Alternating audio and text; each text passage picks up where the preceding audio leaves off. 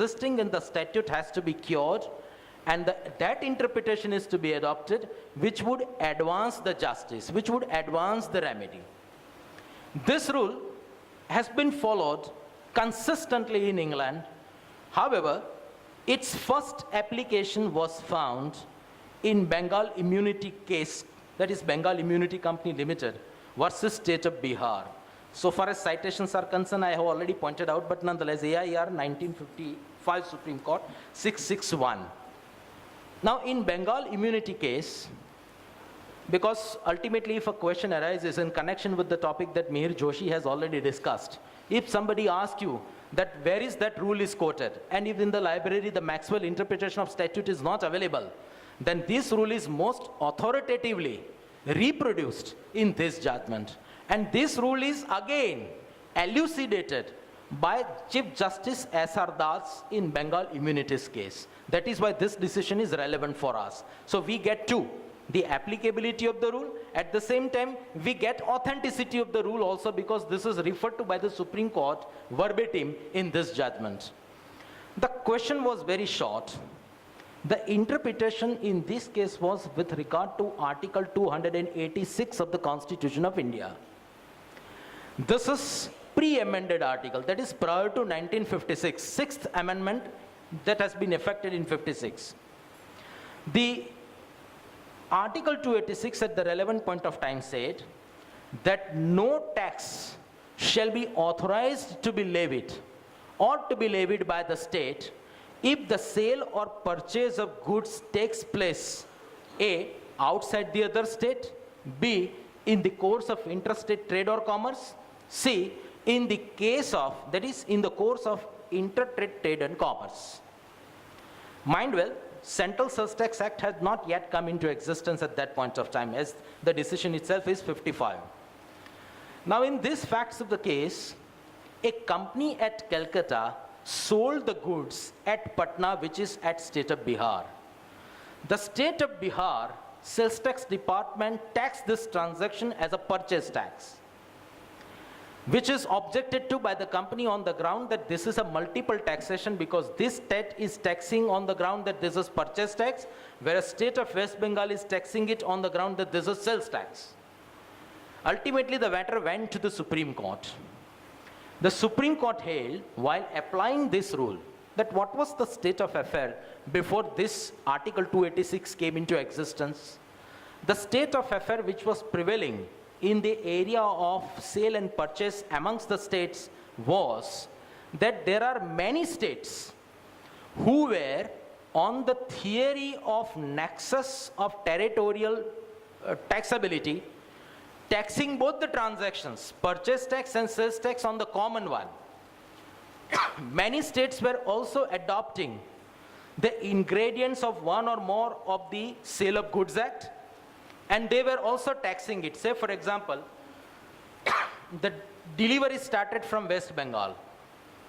Delivery was taken at Uttar Pradesh, but ultimately went to Bihar. Then even Uttar Pradesh also used to tax the transaction on the ground that since the delivery is completed in UP, we have a jurisdiction to tax it.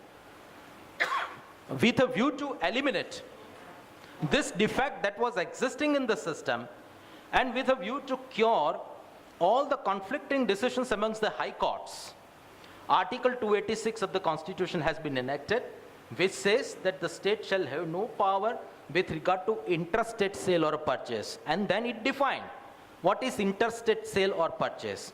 It says that when anything occasions the movements of goods from one state to another, automatically that become interstate state or purchase, and accordingly the state will have no jurisdiction.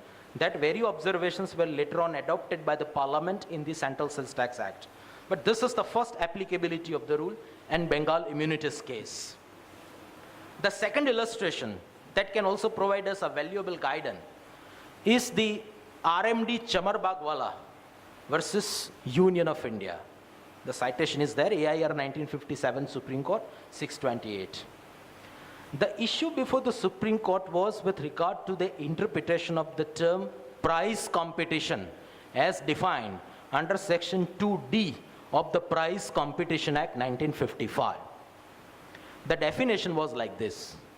According to section 2D, price competitions means any competitions in which the prizes are offered for solution of a puzzle, which may be based upon building up arrangement, or it may be based upon permutations or combinations of any facts or a figure. This is the definition. The question was that when any puzzle is solved by deploying the substantial degree of skill, and it is not in the nature of gambling, will it still be governed by the definition of Price Competition Act? The Supreme Court, in order to answer this question, again had to resort to the Hayden's rule of construction. Look at the history.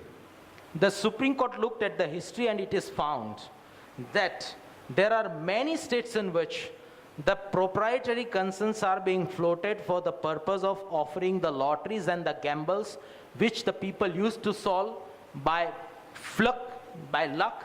It is not based on any skill, and they were offered prizes.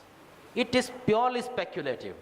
Secondly, the gambling in any case is a subject matter falling within the state. And thirdly, since the states have already passed a resolution under Article 252 of the Constitution of India, conferring upon the Parliament the power to enact this legislation, this shows that the focus was always on the gambling. Ultimately, therefore, the Supreme Court held that the price competition does not include solution of a puzzle which is based on substantial degree of skill and which is not in the nature of gambling. So this is the second example of applicability of the rule of Hayden's construction. The third illustration, that is also a fantastic illustration, is Commissioner of Income Tax, Madhya Pradesh and Bhopal versus Sodra Devi. You can note down the citation, AIR 57, Supreme Court, 832. Now the question here again was with regard to the clubbing of income. The Bandish would appreciate that the present section 64 was not there. The interpretation was under section 16 subsection 2 of the Indian Income Tax Act 1922. On the basis of the experience of this judgment, under the 1961 Act, section 64 has been worded very widely, that you are aware of it. Under section 16 subsection 2, the language was this, that while computing the taxable income of an assessee, the income of a family member, wife, and children shall be included. These were the wordings. Now, Sodra Devi in this case was a widow. She was having huge interest and dividend income, which is subject matter of taxation. Dividend was taxable at the relevant point of time. Even she has a minor son, and the minor was also having interest and dividend income. The income tax department included the income of a minor son in the hands of a Sodra Devi, which was resisted by her, that you cannot club this income in my hand. On this issue, the matter went right up to the Supreme Court. Justice Bhagwati, N.H. Bhagwati, applied this rule and said that let me see what was the state of affair prevailing before section 16 came into.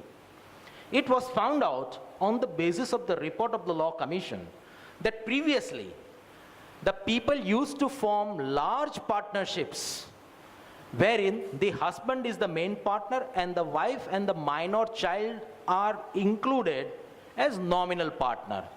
So there is a partnership between husband and wife and the minor is admitted. You are also aware of, there is no need to clarify, minor can be admitted to the benefits of partnership. And by this way, the huge profits were to be diverted to them.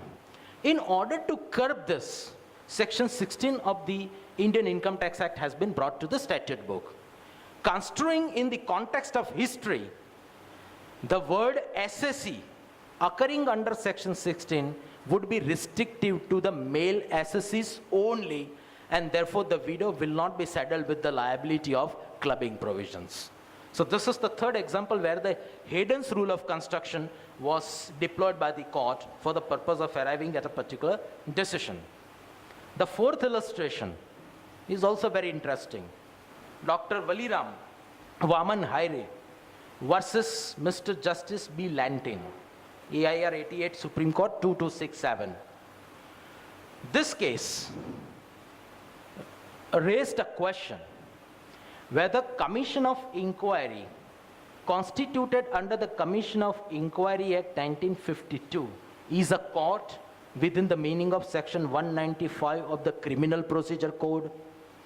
Now, if you look at the definition of the term court under section 195 subsection 2 clause B, it says court means civil, revenue, criminal or any other tribunal constituted by a central, provincial or a state statute. Therefore, the question was with regard to any tribunal. Does this fall under that phrase? The Supreme Court applied the rule of Hayden's rule of construction.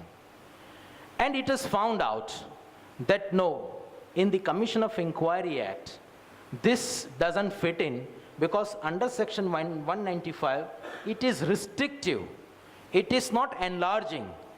Since the object of this statute and the Law Commission's report was confining itself to the courts which are criminal and revenue in nature, but it does not contemplate any court which is not constituted under or by a statute. Therefore, Commission of Inquiry cannot be regarded as a court for the purpose of section 195. So this is that illustration which is subsequently followed in the different context, that is Manohar Lal versus Vinesh Anand, AIR 2001 Supreme Court 1820. The similar question, whether arbitrator can be said to be a court for the purpose of section 195, the same analogy has been applied, and it has been held that though the arbitrator under the Arbitration and Conciliation Act has the power to decide the matter in the same manner in which the court decides, the award passed by the arbitrator has also been made final. It is also true that the arbitrator has the power to summon the witnesses and to examine them on oath. It is also true that the arbitrator has a power to order the production of documents and interrogatories. But nonetheless, arbitrator is not a court as defined under the Act of Arbitration. Correspondingly, it would also not be regarded as a court for the purpose of section 195 of the Criminal Procedure Code. So this is what the Hayden's rule of construction is. One more illustration, I would not bore you much. But these are the different facets where this rule has been applied. My endeavor is that in Rima Agrawal versus Anupam, that is AIR 2004 Supreme Court 1418, again this rule was applied by the Supreme Court. This rule is applied by the Supreme Court for the purpose of construing the word husband as used under section 498 capital A, read with section 304 capital B of the Indian Penal Code. Who can be said to be a husband? On the facts of the case, the Anupam married Rima during the subsistence of the first marriage. Therefore, the marriage was illegal. Subsequently, this very second wife, the Rima, filed complaint of harassment and the demand of dowry under 498A and 304B. The contention was raised that since the marriage is not valid, I am not a husband. And since I am not a husband, 498 is not attracted.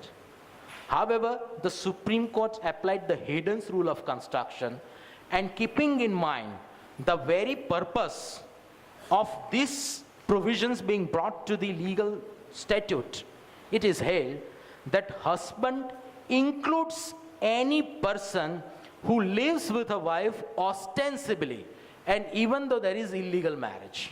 Therefore, even that is also covered within the sweep of section 498A. That is what is demonstrated by the Hayden's rule of construction or the mischief rule of construction. The other judgment is also on the same point, that any person who lives ostensibly as a husband is also governed under section 498A and 304B of the Indian Penal Code. This is what the Hayden's rule of construction is about. This takes me next to the rule of ejusdem generis. This rule and interpretation of statute, they have acquired recognition almost parallelly.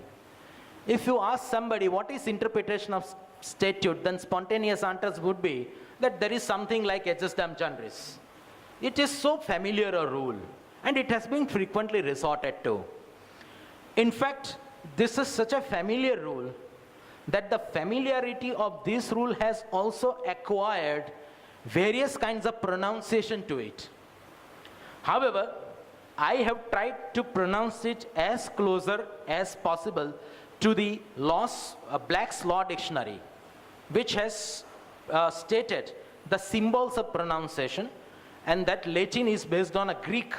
There are two kinds of Latin which could be interpreted by symbols. One method is Rome method, Italy method. The other one is the Greek one. The Black's Law Dictionary follows the Greek's method. And accordingly, if we pronounce, then the pronunciation comes to adjustam generis. Therefore, this seems to be the quite gentle approach to the rule while pronouncing it. Anyway, the rule is known to many. Whenever in a statute the general words are used, after enumeration of specific words, the general words are required to be construed in the sense analogous to specific words. This is what the rule of adjustam generis says. The rule is known. However, this rule operates upon certain conditions to be fulfilled and which are mandatory. It is not that out of 5, if 4 are fulfilled, rule will be applicable. All the conditions are required to be adhered to and must be fulfilled in order to invoke the applicability of adjustam generis. The first condition is that in a statute, there must be enumeration of specific words. The second condition is that these specific words must belong to a particular class, category, or genus. The third condition is that the general word must have been used at the end of specific words. The fourth condition is that while enumerating the specific words, the legislatures have not exhausted the list.